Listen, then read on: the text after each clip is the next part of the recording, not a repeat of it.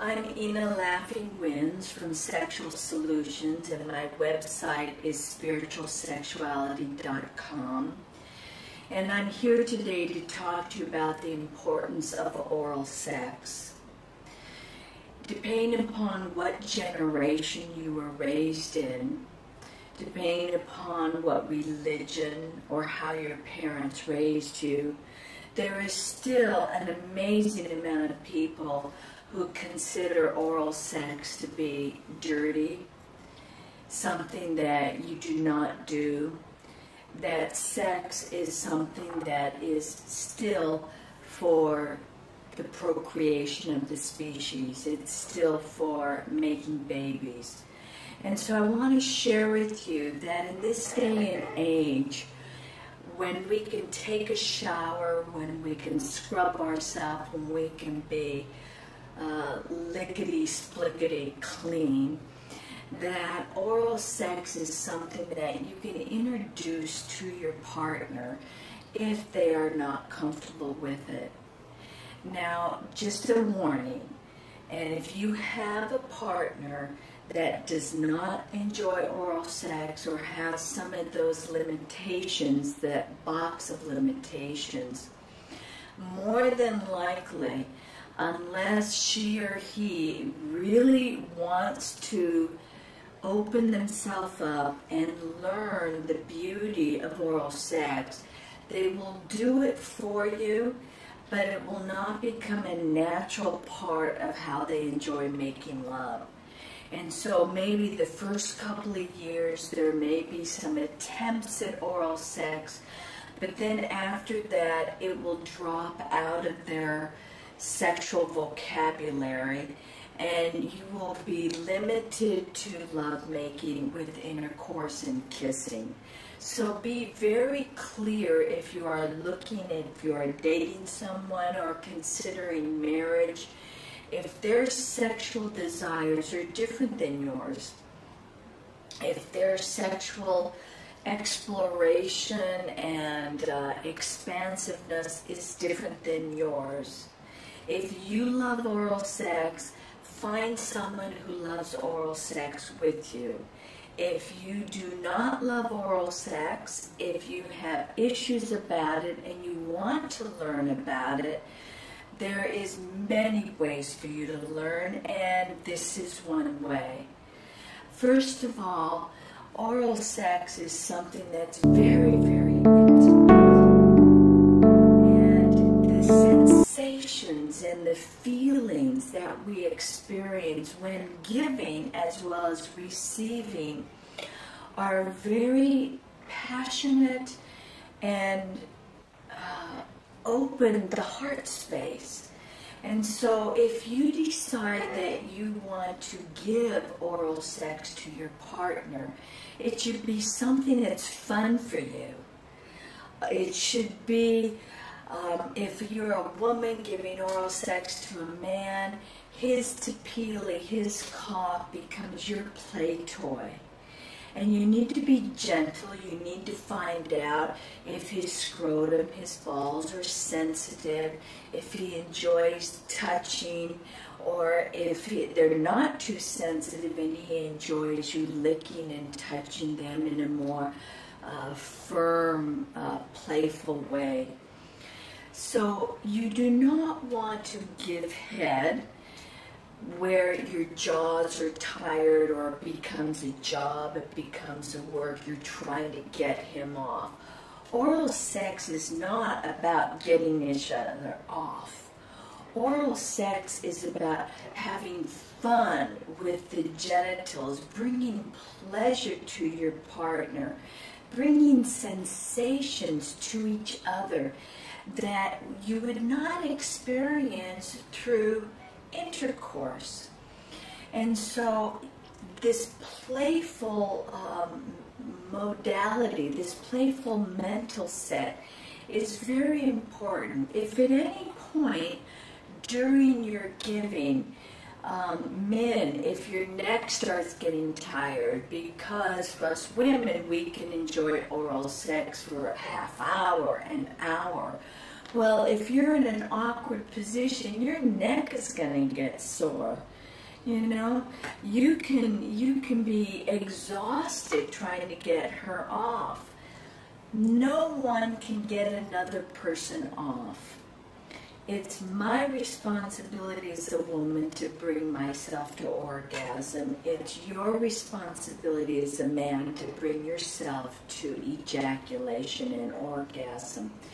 Yes, we can assist each other.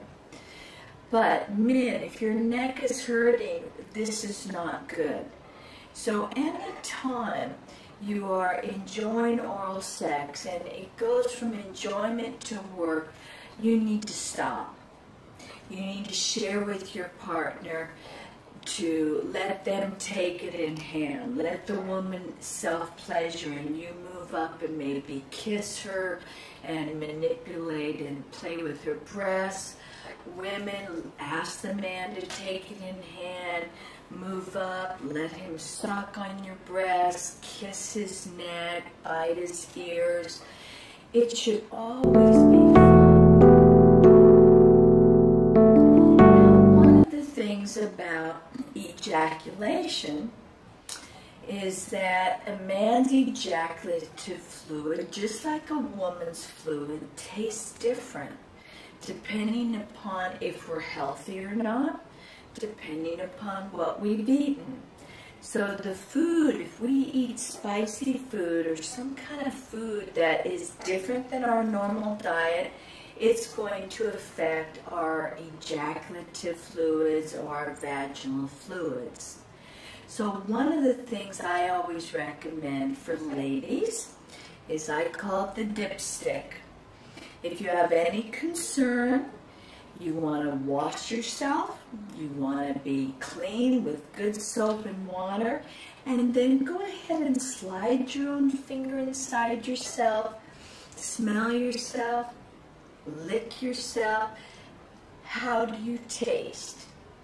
Now you should know how you taste. Both men and women should know your fragrance and know what you taste like. This is preventative medicine.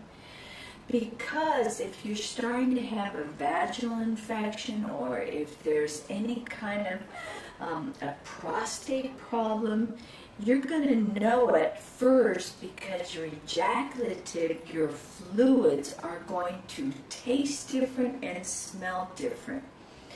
So men, when you self-pleasure and you ejaculate on your belly, you should take a bit of it, smell it, taste it, and do that at least once a month. In this way, if it starts coming off, the first thing you want to check is, did you eat something strange, something different? And we're talking about food now.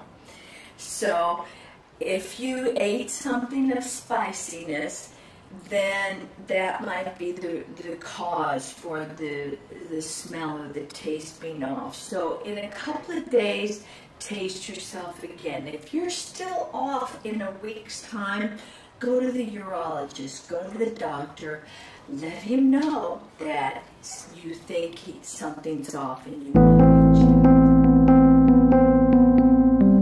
reach. Now, having determined from your own dipstick, having determined that what your fragrances and taste is you're on, you may be a little sweet, a little salty. Men, some of you have, based on your anatomy type, some of you have a more, let's say, stringent taste. It's more powerful. And so there's nothing wrong with you, but it may be a little difficult for a woman to enjoy you ejaculating in her mouth. Don't make her or you wrong. Simply get yourself some lubricant that is flavored and add that flavored lubricant to the self-pleasuring or to the masturbation, to the oral sex, and then when you ejaculate, that flavored lubricant will help to mellow out the taste of your fluid. There's nothing wrong with you. There's some men that naturally have a stronger smell and taste, as there are some women. So these are ways that we can support each other in enjoying oral sex. The other thing is get playful. Put a little peanut butter on the cock. Put a little chocolate on the pussy or honey. Create a banana split. Have fun with it. Don't make it so serious, especially if you're learning how to really enjoy it. I would like to invite you to find out for yourself the joys and the pleasures, and that oral sex, once you enjoy, once you understand the power of it, the intensity of it, you will want to incorporate oral sex into every time you make love. It will become just a natural part of the pleasure that you choose to give you and your partner. Now, one thing about women, with oral sex, we can have a clitoral orgasm. With fingers inserted inside, we can be brought to a G-spot orgasm, which could include ejaculation, as well as a vaginal orgasm. So I will be sharing about the different types of orgasms that men and women can have in another little DVD short. And so in this, men, you can have multiple orgasms too. You can go into an orgastic state and stay there for 5, 10, 15 minutes. This is not ejaculating repeatedly. This is an orgastic state. So I thank you today for your time. Please discover the beauty, the joy, the intimacy, the passion of oral sex. Thank you.